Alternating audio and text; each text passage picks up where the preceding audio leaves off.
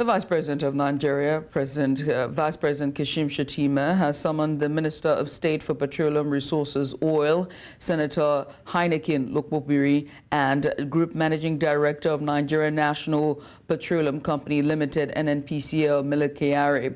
Also summoned on Thursday at the Presidential Villa is the National Security Advisor, Nuhu Rubadu, over the recent hike in the price of premium motor spirit, PMS, also known as petrol.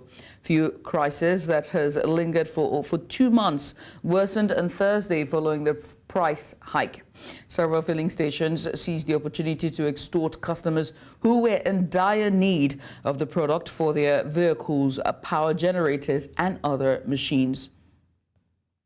Still on the price hike, the recent surge in petrol prices by the Nigerian National Petroleum Company Limited, NNPCL, has sparked mixed reactions among residents of Warri and other parts of Delta State in Nigeria's south-south region.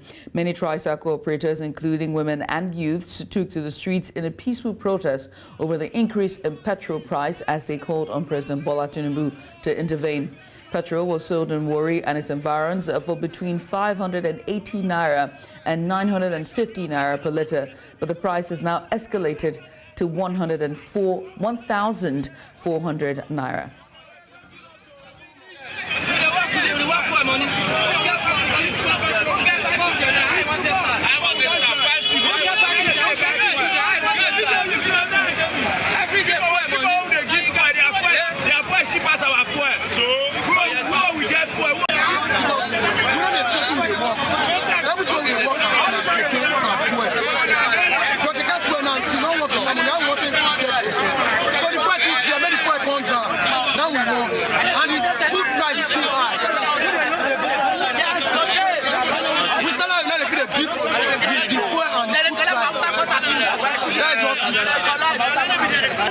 Because I will not buy fuel for 1,300, 1,400, 1,500 and carry you at the rate of 100 naira or 200 naira. It's somehow, if I tell you to pay for maybe 500 naira from energy estate, you will not be able to pay. Because one, you are maybe there's no company you are working for, you are just trying to meet up with SMIT with your utility also. So the financial stability is no way to, it's not accountable for anything. Fuel not be played. We pay community fee for every loading. It's not easy for we. VIO go collect their own. Everybody go collect for ticket end. Ticket go collect for head. Waiting bus. Everything. Our family is not easy. The thing is not easy for us at all. Waiting we want. May they bring the fuel down to the usual state as it is at 200 or 180. May they bring the fuel down because the thing they all have to talk so the thing they affect every year. And now to political matters. The leader of the Ijaw Nation, Edwin Clark, has called or asked the Inspector General of Police, Kaide Egbetokun, to arrest the Minister of the FCT, Nyesom Wike, over his threat to set fire to states governed by governors from the People's Democratic Party. Wike had on Saturday, while speaking at the PDP Secretariat in Port Harcourt, the state capital, during the party's state congress, warned the PDP governors to stay clear of the party's affairs in Rivers. In a press conference on Thursday, Clark said the words of the minister marked a flagrant disrespect to the person of President Bola Tinubu, describing his comments as unbridled, and added that his comments were a form of treason. To the Inspector General of Police, Kaide Egbetokun, my dear IGP, arrest Nyesom Wike now with a warrant of arrest. I want to begin by saluting your continued service of our country and that of the very many gallant officers of the Nigerian Police Force who daily stay awake to keep our nation safe. However, I want to add my voice to that of millions of Nigerians who are incensed at some recent development in the polity, which require your urgent attention. That is, with respect to the recent open threat by the Minister of the FCT, Nyesom Wike, who happens to be the former governor of Rivers State, to set fire in some other states. As your men who were in the audience would have reported directly to you, Nyesom Wike made this open threat to other 12 PDP governors while attending a called Bad Congress of the PDP in Port Harcourt on Saturday, 31st August 2024. There is a High Court ruling in Port Harcourt in suit number PAC/2282/CS 2024 against that exercise. Instead of vacating that ruling through an appeal, Nyesom Wike's group went to another court of coordinate jurisdiction in Abuja and got a ruling to hold the Congress. This is a completely wrong court process and should not be allowed to stand. For as long as the first court ruling is persisting, the PDP Congress held by Wike and his men remain a nullity. The Labour Party has been plunged into further turmoil as the Julius Abure-led faction disowned the newly appointed Caretaker chairman Nenadi Usman. Now, despite a previous Court of Appeal judgment affirming Abure as national chairman, the Labour Party National Convention constituted a Caretaker committee, sparking controversy. Earlier, Senator Usman was declared as the chairman of a 29-member National Caretaker Committee of the Labour Party. Now, reacting to the Abure-led faction rejected the Caretaker Committee, insisting that Abure remains the legitimate national chairman. A statement signed by the National Publicity Secretary, Obiora Ifoh, described Nenadi Usman's appointment as illegal and unconstitutional. Party. The Working Committee also notes that assuming, without conceding, that the tenure of the current National Working Committee has even expired, we must state clearly that it is not the responsibility of Dr. Alex Oti as Governor of Abia State to convene a NEC meeting for the purposes of setting up a caretaker committee. It is still the responsibility of the national chairman and the national secretary of the party to convene such a meeting. He will not hesitate henceforth to discipline any member of the party, however highly placed, who is not ready to obey the constitution of the party and indeed obey the lawful directive of the leadership of the party. In this regard, the National Working Committee went ahead to set up a standing disciplinary committee. Consequently, it is our view that for anybody to hold the opinion that there is a vacuum in the leadership of the party is not only mischievous, but a deliberate attempt to cause panic, to cause chaos, and to disrupt the smooth workings of our great party, the Labour Party. Now, to react to the leadership crisis in Labour Party, we're joined by the Factional Publicity Secretary, Abayomi Arabambi. Welcome to the show. Let's get started very quickly. This news, one has to ask, how might the disowning of the new caretaker chairman by Julius Abure-led executives impact the internal dynamics of the Labour Party, including party cohesion and decision-making processes? And I mean, listening to the soundbite there from Julius Abure, one has to ask this question. Well, thank you. Good evening, Nigerians, and thank you for having me. We need to make something very, very clear to Nigerians that the issue of factionalization in Labour Party has actually come to an end with the judgment of the Court of Appeal that affirmed Abure as the national chairman of Labour Party. I beneath you, Governor Oti and Peter Obi, they were not part of the people in Labour Party that took this matter to court. We were the one that restrained Abure. And now that the Court of Appeal has set it aside, we have to obey it and wait, for judgment of the Supreme Court, which we are also the only one that make that appeal. They are not a party to it. But be that is me, it's quite unfortunate for what happened in Abia State yesterday. It is just an association of people that have reached their political menopause. They have no more productivity with respect to political productivity. It is over. And though they are spent forces, we only manage to think whether they can be revived in our party board.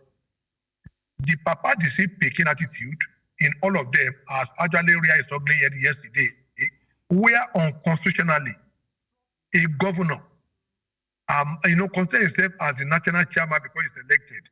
I don't know where they got that constitution from. But our party constitution says the national chairman shall provide leadership for the party and national secretary. When you want to call a meeting, it belongs on the national secretary in consultation and approval of national chairman to issue notices of National Working Committee, National Executive Council, and National Convention. And do not also forget that the Supreme Court has said parties, members of good parties must obey their own constitution. Your constitution, the Constitutional Labour Party, that all of them are brandishing yesterday, they don't seem to understand because they are just, certain people that fell agreed in PDP and came to the Labour Party. Now, to Nenadi Usman, they are trying to build something on nothing. Because this was a woman who was, as the last count, the finance director of Jonathan Campaign Organization, upon which, as we speak today, he have over 7 billion naira issue with EFCC, on which he was even docked. They are not saying that now. But you see these people, when EFCC rearrange her now, they will be shouting all lies on the judiciary, forgetting that infraction had been committed ever before they brought her into Labour Party. Those are some of the problems we have with Peter Obi. When you are not consistent, you are just going to be modeling issue upon issue. Now, if you don't have constitutional rights over something, why are you doing it? Our culture is very clear. The neck of our party excluded all members of the National Assembly and all members of the State Assembly. Do you know what? It's not our own making. It was the making of Adwai Idoma in 2009 to 2010. It was his making. I remember when Mimiko was asking them, why can't we amend our constitution to accommodate our National Assembly member? They are worried that time was they will hijack the party. Abayomi. So they were the ones that left that constitution in that manner that excluded all the people that that arranged themselves there Abayomi. in that stakeholder meeting and the stroke neck. They don't have that power because when you are excluded from the National Executive Council of your party, you have no business attending such a meeting to say you now want to organize World Congress, local government Congress. Who gave you that power? Where is the locals? Okay, where is the locals of Peter Obi and Governor Alessoti? So now sit as chairman and secretary of our party and now be dishing out instruction. All right, Abayomi, can you hear me? So you I just... can hear you. Fantastic. Now, if you look at the reaction of this new committee that has now been, sworn in following the convention that they have at Umuahia, the reaction on social media with faithfuls of the Labour Party and those who are supporters of the Labour Party, it seems that they are in support of this new chairmanship or this new committee, and they also have the same leaning towards saying that Abure has done his time, it's done. So I have to ask, with the upcoming elections, 2027 years away, but still preparation starts now, both in terms of voter perception and party organization, how does this look for the electorate? As far as we are concerned, we thank God that this issue commences now, so that we will now be able to reset our party. When I say we are going to reset the party, most of these, characters in Labour Party, most of those people, on the social media, they did it. They won the election via the social media during the 2023 general election. They were the ones that won the election, even when they did not have a single result sheet, at the tribunal. We know them. All of them are from PDP. They are just people that want to hijack our party, thinking we don't know what we are doing, or we are just small fry in the political circle. So Nigeria should note two things in Labour Party. Wherever you see Peter Obi, wherever you see Governor Soti, run. That is not Labour Party. Abayomi, I have to ask you. You just made a statement about the PDP, and you're saying that those persons are members of the PDP. They are covert members of the PDP. Are you saying that the presidential candidates, your former presidential candidate, your former vice presidential candidate, the Abia State governor, plus the Lagos, the former gubernatorial candidate for Lagos State, all those persons who were who were assembled at Umuahia, Abia State, are covert members of PDP?